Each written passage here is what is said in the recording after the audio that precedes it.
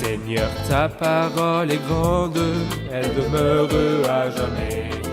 Ta parole est infaillible, rien ne peut la supprimer. Bienvenue, chers spectateurs, je vous souhaite la bienvenue, ainsi qu'à tous les spectateurs du monde entier, à un nouvel épisode du programme d'études bibliques quotidien Toute la Bible. Nous sommes toujours dans notre étude de l'Épître aux Colossiens, l'Épître des richesses, qui parle des gloires du Christ, la tête de l'Église. Nous sommes arrivés dans notre étude au chapitre 2 à partir du verset 11. Permettez-moi au début de l'épisode de souhaiter la bienvenue à mon invité que j'ai l'honneur d'avoir dans le studio, le frère Youssef Riyad. Bienvenue frère Merci Youssef. beaucoup, frère Riyad. Nous souhaitons également la bienvenue au public qui est avec nous. Bienvenue. Frère Youssef, je vais lire quelques versets à partir du verset 11 et je reviendrai vers vous avec une question.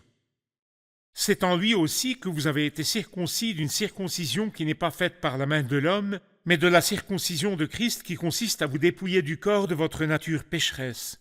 Vous avez en effet été ensevelis avec lui par le baptême, et vous êtes aussi ressuscités en lui et avec lui par la foi, en la puissance du Dieu qui l'a ressuscité. Vous qui étiez morts en raison de vos fautes et de l'incirconcision de votre corps, vous a rendus à la vie avec lui, il nous a pardonné toutes nos fautes, il a effacé l'acte rédigé contre nous qui nous condamnait par ses prescriptions et il l'a annulé en le clouant à la croix. Il a ainsi dépouillé les dominations et les autorités et les a données publiquement en spectacle en triomphant d'elles par la croix. Je voudrais m'arrêter au premier verset que nous lisons, le verset 11. La question de la circoncision et du dépouillement du corps de la nature pécheresse. Comment cela est-il arrivé en Christ? Oui, eh bien le verset dit « en lui » ou nous pouvons la traduire par « lui ». Parce que ce n'est pas le Christ qui a fait cela, mais c'est par le Christ que cela nous est arrivé. C'est en lui aussi que vous avez été circoncis d'une circoncision qui n'est pas faite par la main d'homme. Les enseignants, les érudits juifs avaient pour habitude de mettre l'accent sur le processus de circoncision littérale. Paul dit ici qu'une circoncision plus sublime et plus grande a été réalisée pour nous et qui n'est pas faite par la main d'homme. Et quand cela s'est-il passé, c'est en lui aussi que vous avez été circoncis d'une circoncision qui n'est pas faite par la main d'homme. Et quelle est cette circoncision? Il ne s'agit pas de couper une partie de la chair, mais de nous dépouiller du corps, de notre nature pécheresse, c'est-à-dire de nous dépouiller de toute cette entité déchue. Quand et comment cela s'est-il passé? Par la circoncision du Christ. Et le mot circoncision du Christ ne désigne pas la circoncision de l'enfant Jésus, qui est arrivé dans Luc 2, lorsque le Christ avait 8 jours. Non, l'enfant Jésus a été circoncis étant un enfant qui est né sous la loi. Mais ici, la circoncision du Christ signifie l'exclusion du Christ. Quand le Messie Il n'y aura sera personne exclu. pour lui venir en aide, et cela s'est produit sur la croix. Très bien. Quand le Christ est mort, non seulement le Christ est mort, non seulement il a été exclu, mais nous nous sommes dépouillés de notre nature pécheresse lorsque le Christ est mort. Très bien. Ainsi donc, nous avons obtenu une grande bénédiction. De sorte que nous n'avons pas besoin d'embellir le corps aujourd'hui. Pourquoi ne pas l'embellir? Car nous nous sommes dépouillés du corps et en avons fini avec lui complètement quand le Christ est mort sur la croix, ce qui est appelé la circoncision du Christ. En lui, nous sommes circoncis d'une circoncision qui n'est pas du tout faite par la main d'homme, mais plutôt faite par la main de Dieu. Et c'est lorsque le Christ est mort et que nous avons été mis à mort avec le Christ. Alors quand le Christ est mort, quand il a été exclu selon la chair, la circoncision de la chair a été faite où l'entité déchue, le vieil homme. Très bien. Celui-ci est déjà mort, C'est fini. mais le verset suivant dit « Vous avez en effet été ensevelis avec lui par le baptême ». Il ne s'agissait donc pas seulement de mort, mais d'enterrement. C'est vrai. Quel est le sens du baptême ici? Il y a beaucoup qui relient le baptême à la circoncision dans l'Ancien Testament. La circoncision était la marque de l'Ancien Testament et le baptême est la marque du Nouveau Testament. Et comme vous venez de le dire maintenant, il y a une continuité. Il y a la mort, mais ensuite il y a l'enterrement. Et le baptême est un enterrement. C'est pourquoi il est bon qu'il y ait une immersion totale des baptisés. C'est ce que nous voyons par exemple dans le baptême du Christ lorsqu'il descendit avec Jean-Baptiste dans l'eau. Et Philippe et l'eunuque éthiopien descendirent tous les deux dans l'eau. Une submersion, un enterrement. Et dans Romains chapitre 6, il a également mentionné que nous avons été enterrés avec lui par le baptême. Il a aussi évoqué le même enterrement. L'idée de l'enterrement lors du baptême est donc un point essentiel. L'ancienne entité, nous avons appris qu'elle s'est terminée par la croix du Christ et nous avons voulu également exprimer cela lorsque nous sommes allés demander le baptême. Nous avons donc enseveli cette entité. Vous avez en effet été ensevelis avec lui par le baptême Et ensuite, il dit, et vous êtes aussi ressuscités en lui et avec lui, en Christ et avec lui, en lui et avec lui par la foi en la puissance du Dieu qui l'a ressuscité. Nous avons donc été ensevelis par le baptême, mais pas ressuscités par le baptême. Il y a d'abord la mort, l'enterrement Mort et la enterrement. résurrection. Oui, la mort a eu lieu Dans il y a la longtemps croix, dans la croix du Christ. L'enterrement a eu lieu dans le baptême. Et la résurrection, pratiquement, a eu lieu quand j'ai été ressuscité à une vie nouvelle, que les gens peuvent voir, une personne nouvelle, Considérant différente. que celui qui est enterré n'est pas celui ce n'est qui est pas lui qui est ressuscité. ressuscité. Le vieil homme qui est mort sur Il a la été croix avec le enseveli. Christ a été enseveli dans l'eau du baptême, et quand j'ai été un ressuscité autre. avec Christ, de l'eau du baptême, Ce c'était n'est pas une le nouvelle baptême qui entité. nous a ressuscités, c'est Très le Christ bien. qui nous a ressuscités. Très bien. Donc la fin du vieil homme s'est produite dans la croix et l'ensevelissement dans l'eau du C'est baptême. vrai. Très bien. Vous avez en effet été enseveli avec lui par le baptême, et vous êtes aussi ressuscité en lui et avec lui par la foi en la puissance du Dieu qui l'a ressuscité. J'aimerais savoir qui a ressuscité le Christ d'entre les morts. La résurrection du Christ d'entre les morts est attribuée aux trois hypostases divines. Et d'ailleurs, tous les actes essentiels et substantiels dans la question de la rédemption sont attribués aux trois hypostases divines. Ainsi, le Père a ressuscité le Christ, et ceci est clair ici et dans de nombreux versets. Le Père a ressuscité le Christ d'entre les morts et nous a ressuscités avec lui. Le Saint-Esprit a ressuscité le Christ. Comme il est dit dans 1 Pierre chapitre 3 verset 18, il a souffert une mort humaine, mais il a été rendu à la vie par l'Esprit. Le Christ s'est ressuscité lui-même, comme il le dit dans l'Évangile de Jean chapitre 2, « Détruisez ce temple, et en 3 jours je le relèverai ». Voir aussi Jean chapitre 10 verset 17-18, « J'ai le pouvoir de la donner, le pouvoir de donner ma vie, et j'ai le pouvoir de la reprendre ma vie par la résurrection.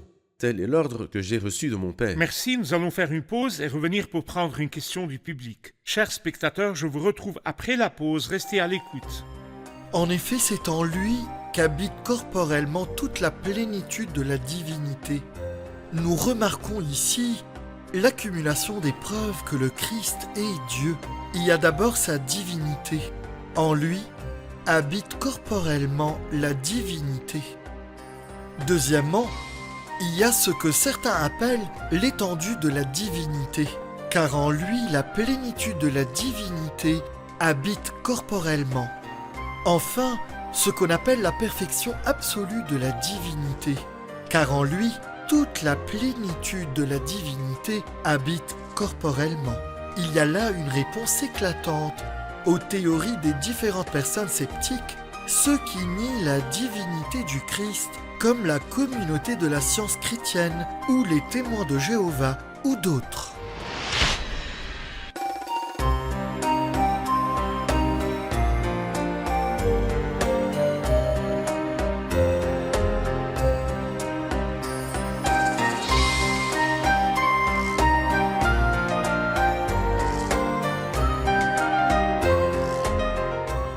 Nous sommes de retour, chers spectateurs, pour répondre à une question du public. Le verset 14 dit « Il a effacé l'acte rédigé contre nous qui nous condamnait par ses prescriptions. » Quel est cet acte rédigé? Frère Youssef, après avoir parlé de notre problème qui était lié au corps de notre nature pécheresse, et cela a été résolu par la circoncision et l'exclusion avec le Christ et l'enterrement dans l'eau du baptême, il nous parle de l'enregistrement de l'acte et des prescriptions. Que veut-il dire par là? Bon, pour expliquer le verset 14, laissez-moi prendre également le verset 13. Il dit « Vous qui étiez morts », il a effacé l'acte rédigé contre nous. Il est clair qu'il dit ici « vous » et « nous ». Quelle est la différence entre vous et nous? Vous, au verset 13, Les nations. Vous, les nations. Et qui sommes-nous? Les Juifs. Nous, les Juifs. Alors vous qui étiez morts en raison de vos fautes, vous, les nations, et de l'incirconcision de votre corps. Ainsi, vos œuvres étaient des péchés et votre état était l'incirconcision. Vous étiez loin de Dieu, vous n'aviez aucune relation. Étrangers aux alliances de la promesse, sans espérance et sans Dieu dans le monde. Tel était l'état des nations. Cependant, qu'a fait le Christ ou bien qu'a fait Dieu avec les nations? Il vous a rendu à la vie avec lui, avec le Christ. Il nous a pardonné toutes nos fautes, il leur a effacé toutes leurs fautes. Cela concerne les nations. Cependant, pour les Juifs, ils avaient un autre problème. L'acte, quel est l'acte qui était rédigé contre eux? C'est lorsqu'ils dirent, dans Exode 19, lorsqu'ils dirent à Moïse, « Nous ferons tout ce que l'Éternel a dit ». Ils ont répété cela non pas une fois ou deux fois, mais 3 fois. Ainsi, ça a été scellé d'un triple sceau. Nous ferons tout ce que l'Éternel a dit. C'était l'acte rédigé contre eux. Alors comment peuvent-ils s'en débarrasser? Ils ont mis un acte en disant qu'ils étaient engagés envers tout ce que Dieu leur avait dit, après quoi ils ne pouvaient s'engager à rien. Et avant que la loi ne soit descendue, ils avaient enfreint les 3 premiers commandements, et les plus importants, ils les ont brisés. Alors quoi faire? Le remède était dans la croix du Christ. Il a effacé l'acte rédigé contre nous, cet acte qui nous condamnait par ses prescriptions, et l'a annulé en le clouant à la croix. Et on dit que lorsque quelqu'un est endetté, et moi j'ai un acte contre lui, par exemple, s'il paye l'argent de cet acte, il me le prendra et ira au cœur de la ville, au centre-ville, et il clouera cet acte-là, afin que tous les habitants de cette ville-là sachent qu'il m'a payé cet acte, qu'il m'a payé cette dette. Il n'y aurait donc plus d'acte. Alors ici, Dieu a pris l'acte qui était contre les Juifs, il l'a élevé du centre et l'a cloué sur la croix. Et cela veut dire que les Juifs n'ont plus d'engagement, parce que l'engagement qu'ils ont fait et qui les a mis sous la malédiction, dans Exode 19, leur a été annulé. Alors le corps de chair fut exclu. Oui, L'entité déchue, ou le vieil homme, lorsque le Christ fut exclu sur la croix. très bien. Et l'acte qui pesait sur les Juifs par des prescriptions fut également annulé et a été cloué lorsque le Christ a été cloué sur la croix. Tout à fait. Il y a en fait un troisième problème. Allez-y. Non seulement nous avons le corps de chair, le vieil homme, il n'y a pas que l'acte qui pesait sur les Juifs, mais aussi les dominations et les autorités. Que ferait-il d'eux? Verset 15, il a ainsi dépouillé les dominations et les autorités et les a données publiquement en spectacle en triomphant d'elles par la croix. Nous devons nous y arrêter. Bien sûr, il y a des dominations et des autorités qui sont élues. Je veux dire des anges élus. Cependant, ici, il ne parlait pas de ceux-ci, mais il parlait plutôt des mauvais anges. Il parle des anges qui suivaient le diable. Cela nous faisait passer un mauvais moment parce qu'ils savaient ou ils nous reprochaient des péchés. C'est-à-dire qu'ils connaissaient les péchés que je commets. Et alors ils vont dénoncer ces péchés devant le trône divin, devant le Dieu juste. Alors comment le Dieu juste pourrait-il me pardonner? En réalité, il n'y avait aucun moyen de me pardonner. Lorsque le Christ est mort, pour moi, à ma place, sa mort m'a été comptée. Il a dépouillé les dominations et les autorités de ce qu'ils avaient de plus précieux. Quelle était la chose la plus précieuse qu'ils avaient? Leurs accusations contre moi, ils m'accusaient. Et ils avaient raison. Lorsque le Christ est mort, à ma place, en mon nom, il les a désarmés de cela. Que voulez-vous? Youssef doit mourir, oui, Youssef est mort depuis 2000 ans. Lorsque moi, je suis mort à sa place, pour lui, il a donc désarmé les dominations. Quiconque regarde la croix avec des yeux humains seulement trouvera que les dominations et les autorités ont désarmé le Christ et le pendirent tout nu, et il fut un spectacle à tout passant. Mais en réalité, celui qui regarde avec les yeux de la foi saurait que les dominations et les autorités sont celles qui ont été désarmées de ce qu'elles avaient de plus précieux, et c'est lorsque le Christ est mort sur la croix. L'une des lectures ou des traductions simples ou simplifiées de ce passage dit « Le Christ leur a arraché le rang Oui. et il les a conduits captifs sur la voie de son triomphe, triomphant d'eux par la croix. » C'est vrai. Vraiment, combien le Fils de Dieu a accompli une triple œuvre sur la croix. Il s'est occupé du corps de la chair, il s'est occupé aussi de l'acte des prescriptions de la loi, et il traita avec les dominations et les Oui, celles autorités. qui nous Les gens accusaient. pensaient que la croix du Christ était la fin du Une Christ. défaite. Nous avons constaté qu'avec ce même travail, comme s'il frappait pas un oiseau, ni deux, ni trois, Des millions des d'oiseaux. millions d'oiseaux avec une C'est pierre. vrai. Verset 16, que personne donc ne vous juge au sujet du manger ou du boire, ou à propos d'une fête, d'un nouveau mois ou du sabbat. Tout cela n'était que l'ombre des choses à venir, mais la réalité est en Christ. Arrêtons-nous à cet avertissement. D'accord. Avant cela, il avait dit au verset 8, « Faites attention que personne ne vous prenne au piège par la philosophie. » Et là, il y a un avertissement contre les philosophies grecques. Mais il y a un autre problème, celui des obligations juives dont il parle ici. Et dans le verset 18, il va parler des mystères orientaux. Quelles sont les obligations juives? Que personne donc ne vous juge au sujet du manger ou du boire. Nous savons que l'Ancien Testament donnait beaucoup d'importance à quoi manger et quoi ne pas manger. Il y a un chapitre entier, Lévitique 11, qui parle de ce point-là. Et cette question est très importante pour le peuple juif. Et puis ensuite, malheureusement, cette pensée-là a été transférée au christianisme. Quoi manger et à quelle heure? Et quoi ne pas manger et à quelle heure? Et alors, les gens nous jugeraient d'après ce que nous mangeons et ce que nous ne mangeons pas et quand. Que personne donc ne vous juge au sujet du manger ou du boire. ou à propos d'une fête, d'un nouveau mois ou du sabbat. La fête est annuelle, le nouveau mois mensuel et le sabbat hebdomadaire.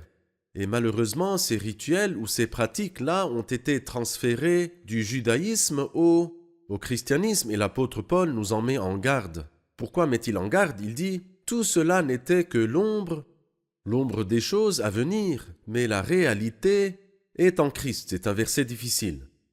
L'ombre, ces choses étaient une ombre, mais l'ombre a toujours une un origine. objet. Moi, je vois l'ombre du stylo, mais s'il n'y avait pas de stylo, il n'y aurait pas d'ombre. Cependant, l'ombre n'est pas le stylo. L'ombre est une ombre de ce stylo-là, mais l'ombre est une chose différente. L'essence est le Christ. L'essence est le Christ. La réalité, c'est le Christ. L'objet, c'est le Christ.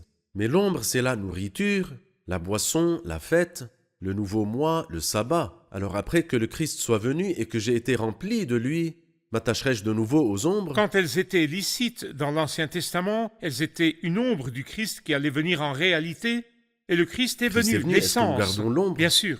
Les dangers des pratiques chrétiennes, c'est pourquoi nous tenons à dire que quiconque veut juger le christianisme ne devrait pas le juger à partir des actes des chrétiens. C'est vrai. Ou quiconque veut en savoir plus sur le christianisme, il ne devrait pas le faire à travers les pratiques ou ce que font les chrétiens, Ce de ce qu'ils qu'ils font. mangent ou pas. Ce qu'ils ne font pas, quiconque veut en savoir plus sur le christianisme, lit la Bible. C'est vrai. Le christianisme n'a rien à voir avec les ajouts de la main de l'homme. Quiconque veut connaître le Dans la christianisme n'a aucune interdiction, aucune recommandation concernant la nourriture, des promesses, des moments de prière ou certains mois, des sabbats ou des jours. C'est ça le christianisme tout court. Nous prenons une pause et nous revenons pour une question du public.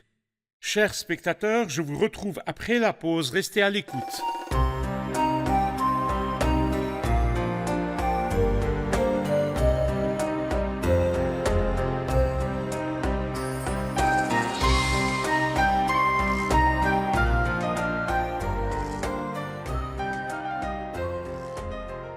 Nous sommes de retour, chers spectateurs, pour recevoir une question du public.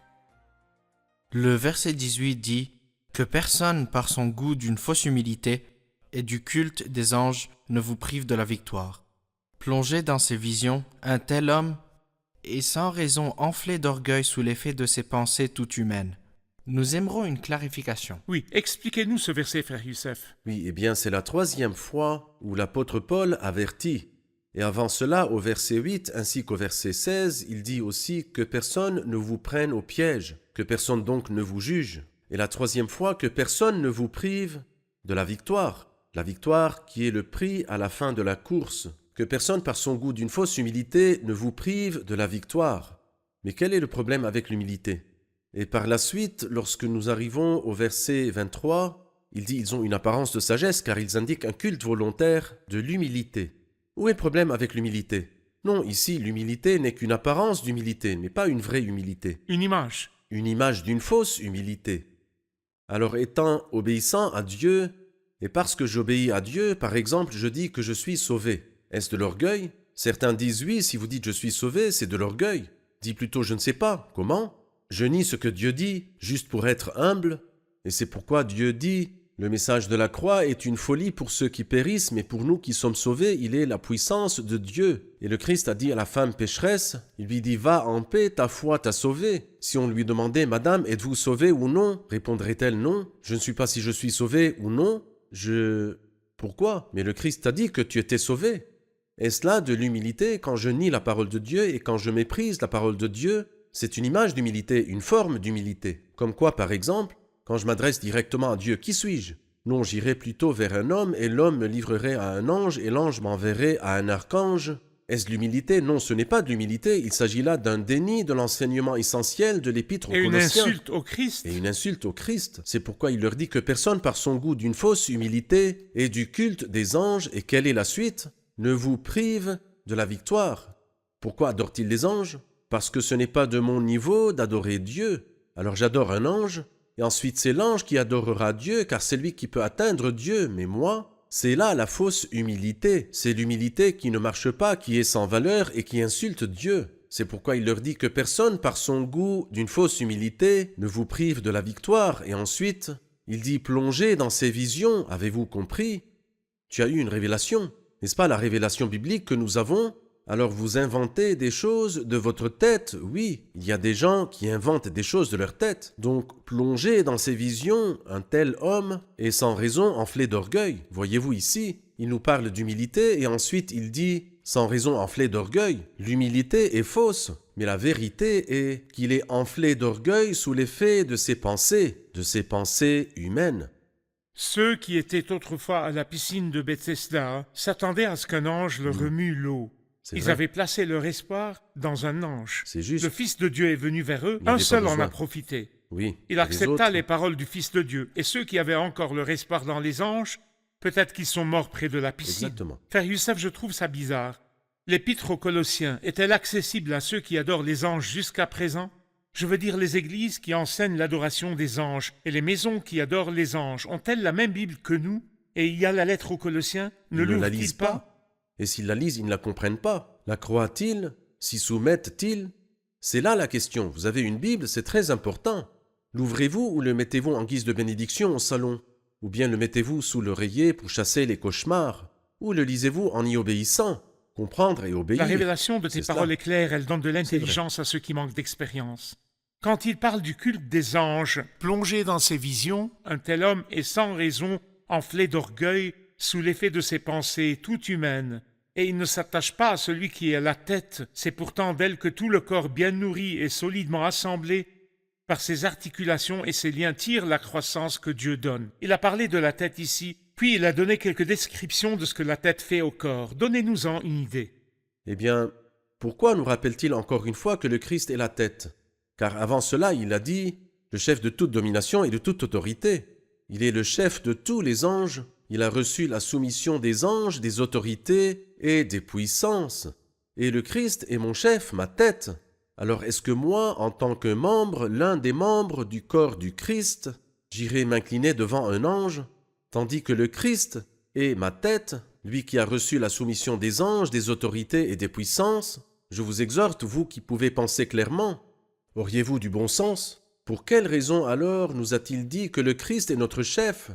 Eh bien c'est afin que nous puissions voir à quel point ce péché est odieux, le péché du culte des anges. Qu'a dit l'ange à Jean quand il a voulu s'incliner devant lui? Garde-toi bien de le faire, je suis ton compagnon de service, adore Dieu, car le témoignage de Jésus est l'esprit de la Bon, prophétie. c'est un ange. Qu'a dit Pierre à Corneille quand il a voulu se prosterner devant lui? Les mêmes paroles, je ne suis qu'un homme comme toi, ne t'incline pas devant moi. L'adoration est réservée à Dieu seul. Très bien. Et toute doctrine contraire à cela contredit totalement l'enseignement du Nouveau Testament.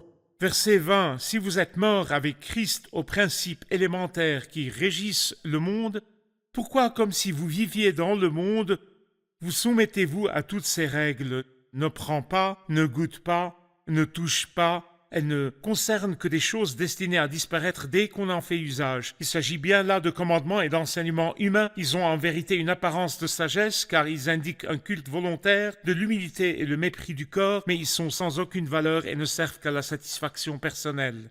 Et si, après avoir dit que nous étions morts avec le Christ, il dénonce comment nous aurions d'autres dominations, d'autres autorités auxquelles nous nous soumettons, et il a parlé de certaines questions. Parlez-nous-en dans la dernière minute. Les principes élémentaires qui régissent le monde, qu'il a mentionnés ici, sont ce que nous avons mentionné plus tôt. Ce sont les prescriptions juives, ce sont les philosophies grecques, ce sont la sagesse ainsi que les mystères orientaux dont il nous a mis en garde. Mais vous êtes morts avec le Christ, aux principes élémentaires de ce monde. Pourquoi donc? Faites-vous comme si vous étiez vivant dans le monde, vous soumettez-vous à des règlements, vous êtes morts. Mais tu es vivant, oui, mais je vis comme un homme nouveau. Il le dira au chapitre 3, si donc vous êtes ressuscité avec le Christ, recherchez les choses d'en haut où Christ est assis. Je ne me soucie pas du tout de ce que je mange ou de ce que je bois. Ces choses sont destinées à disparaître dès qu'on en fait usage. Il s'agit bien là de commandements et d'enseignements humains. Ils ont en vérité une apparence de sagesse, d'humilité et de mépris du corps. Et il dit, mais ils sont sans aucune valeur et ne servent qu'à la satisfaction personnelle. Vous trouvez ces gens qui font cela? Se sentent satisfaits. Tout à fait, ils se sentent totalement satisfaits d'eux-mêmes. Et c'est le contraire de l'humilité dont ils parlent. Ils disent qu'ils sont humbles, mais ils sont tout remplis d'ego. Parce que l'homme qui est humble ne parlerait pas de lui-même et ne penserait pas de lui-même en mal. L'humilité véritable, c'est quand on ne se préoccupe pas du tout de soi-même. Il s'agit bien là de commandements et d'enseignements humains. Nous sommes à la fin de l'épisode, les paroles sont riches, nous continuerons dans le prochain épisode. Nous irons écouter les commentaires du public. Qu'avons-nous bénéficié de l'épisode d'aujourd'hui?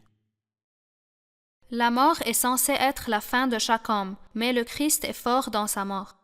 Il a tout vaincu, il a vaincu le corps de notre chair dans lequel nous étions tourmentés, l'acte qui nous était reproché concernant les prescriptions juives, et aussi le diable qui nous accusait et qui avait raison dans son accusation. Je veux dire que le Christ était en position triomphale. Dans le cortège triomphal du Christ, le diable marchait désarmé de son rang. C'est ce qu'avait fait le Christ dans sa mort. Le Christ est vivant maintenant en moi et je suis vivante en lui. Très bien.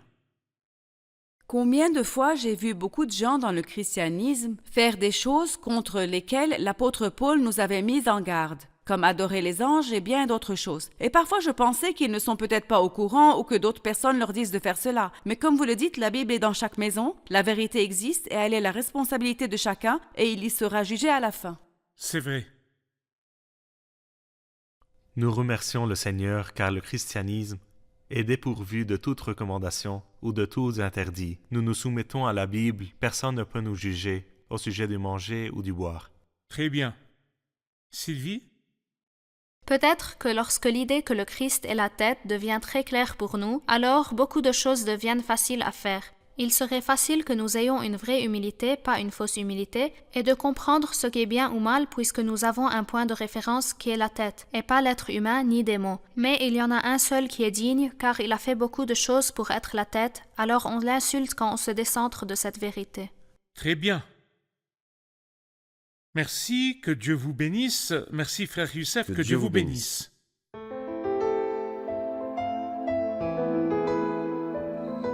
Seigneur, ta parole est grande, elle demeure à jamais.